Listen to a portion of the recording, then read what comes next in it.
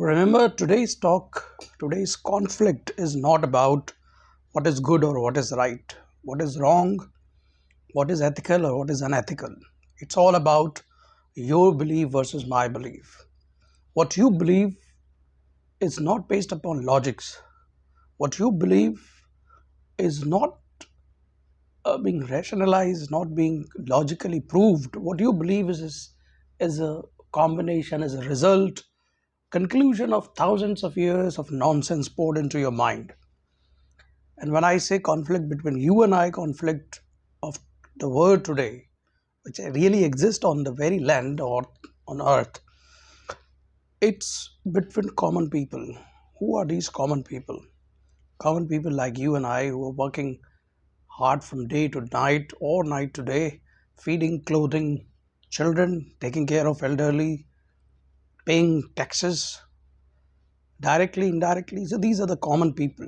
And unfortunately, very unfortunately, the conflict today is not between the higher authorities. When I say higher authorities, I don't mean the president or prime minister of a country or a leader of a political party or ruler of a vast land or a CEO sitting in a company or taking care of multiple organizations.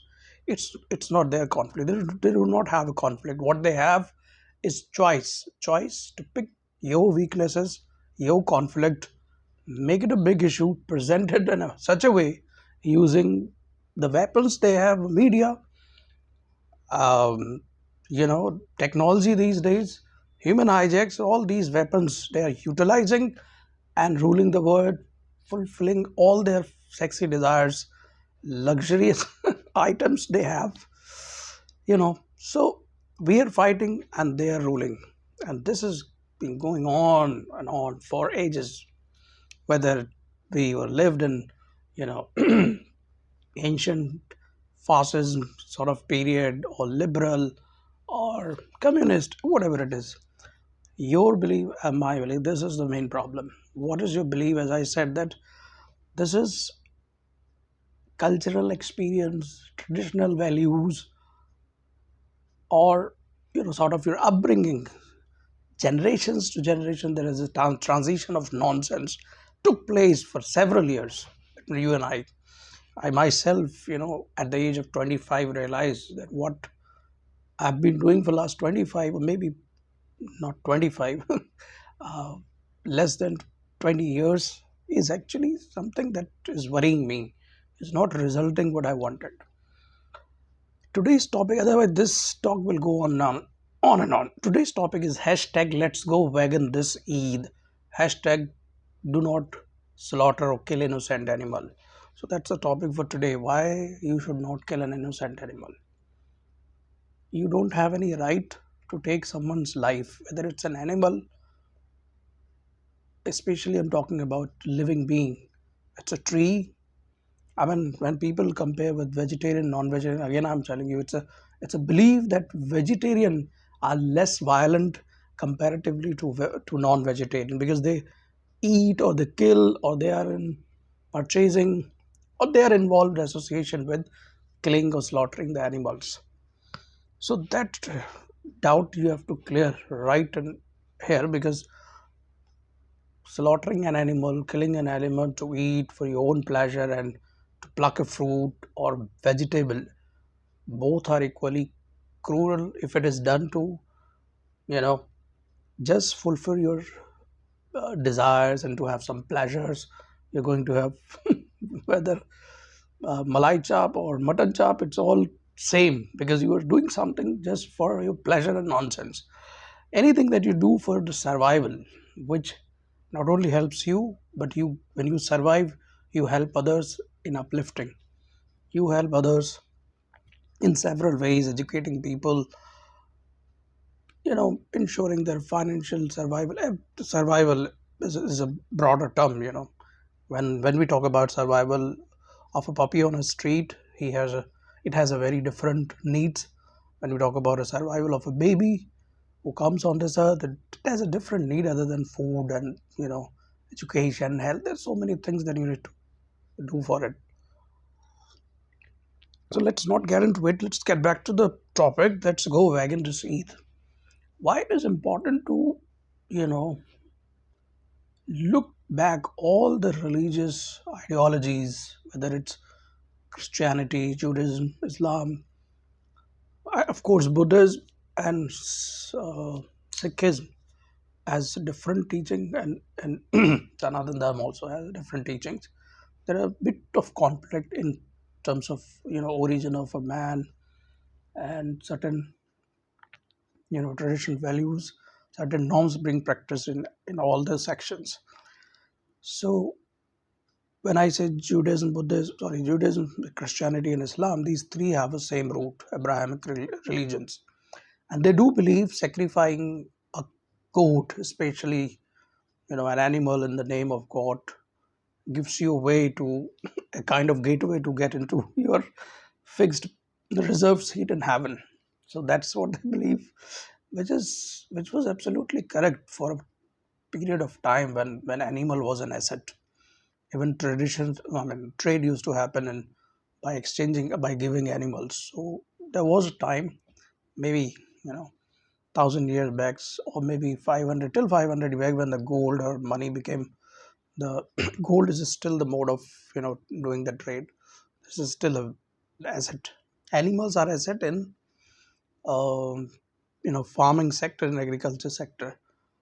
So if someone is looking at things from the financial perspective, from economical perspective, the people still rely on agriculture, farms, and these animal husbandry and all that stuff. So there are group of people. There is a section which is still, they, when I say they still rely, means their bread and butter still coming from this source. Like uh, you know get, they have a goat, the goat get uh, fertilized, crossed with another male goat, and they produce lamb, and they nourish them and they sell it to the market. A farmer, poor farmer, it's a very fair deal, because uh, by putting an input of maybe a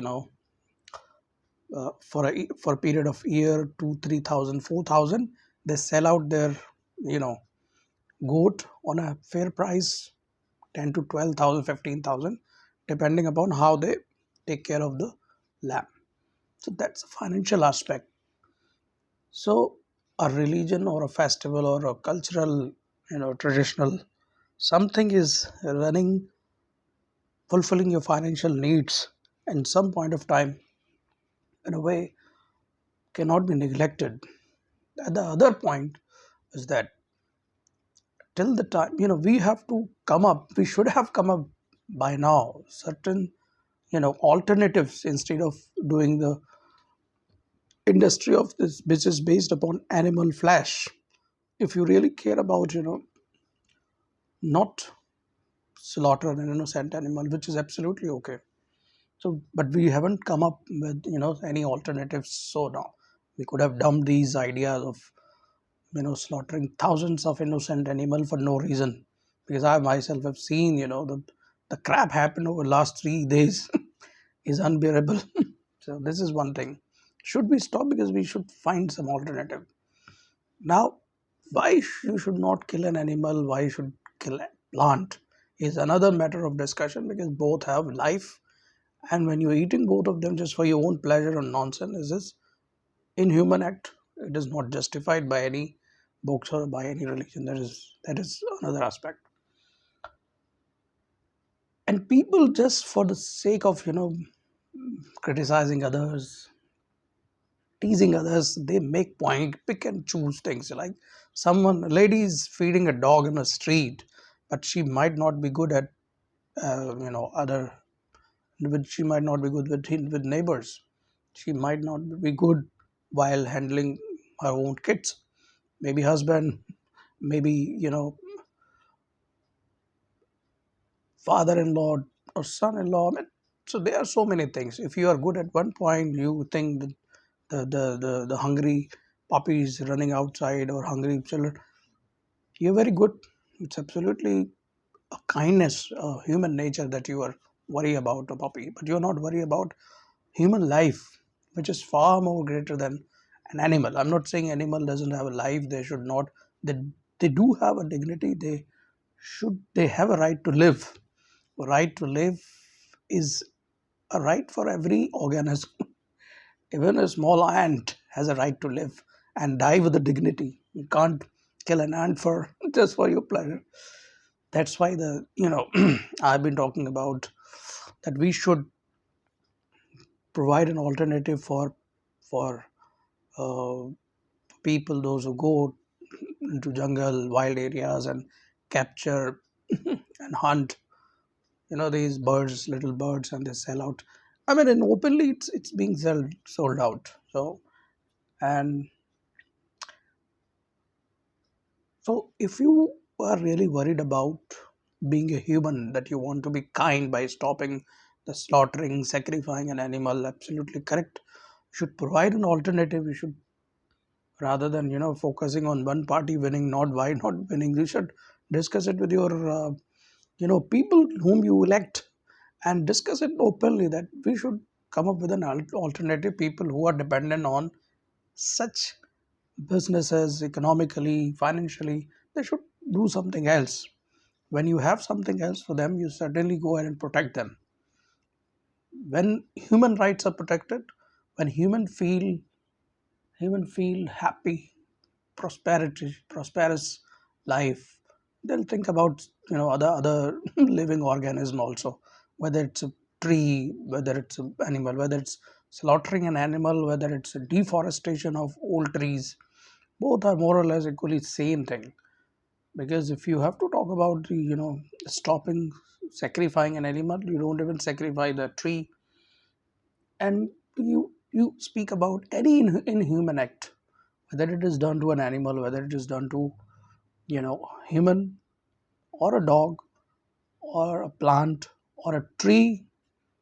You should stop it. You should speak about against it, instead of fighting with each other on social media and commenting, disliking, and all these stuff. So I would cut my talk by just giving you two things. We cannot simply deny the fact that religion or culture or traditions, the old values have not given us anything. We should give up everything. We should deny it. Certainly say no to it. It's not a good thing. Thousands of years, the wisdom which we have gathered, it cannot be ignored. But yes, you don't have to blindly accept everything. It's in any religion. It's religion was about a culture. At that point of time, few things were good, but in today's time, they might not get implemented, apply. So you got to change yourself. You got to change your thinking. You got to change your ideologies. Start believing in humanity. Start, instead of looking things, you're doing that. You like just look at things, you know, rationally, logically, instead of going blind in the name of faith, religion, tradition, culture, caste discrimination, and all that. Just give up the idea of picking and choosing thing. Few people eat non-veg on Saturday, Sunday because it's a weekend time, and they give it up on Monday because this has a religion aspect. So they want to be good on one day and bad on next day. So this is not a good thing. The second is, I mean, when it comes to fulfill your own sexual desire, you really get concerned with what culture, tradition, your partners coming from. You just fulfill. I've seen people not pointing one gender. It's with both. They can fulfill their sexual desire with anyone. A girl traveling in a train can fulfill her desire without asking the name of a boy, vice versa. So when it comes to fulfill your own pleasure, get pleasure, sexual desire, you desire to eat better food, you don't get bothered about all nonsense that you do on social media, on WhatsApp status, on Twitter. But yes, during election you become choosy, during festival you become choosy. So this is not a life that a human should live, at least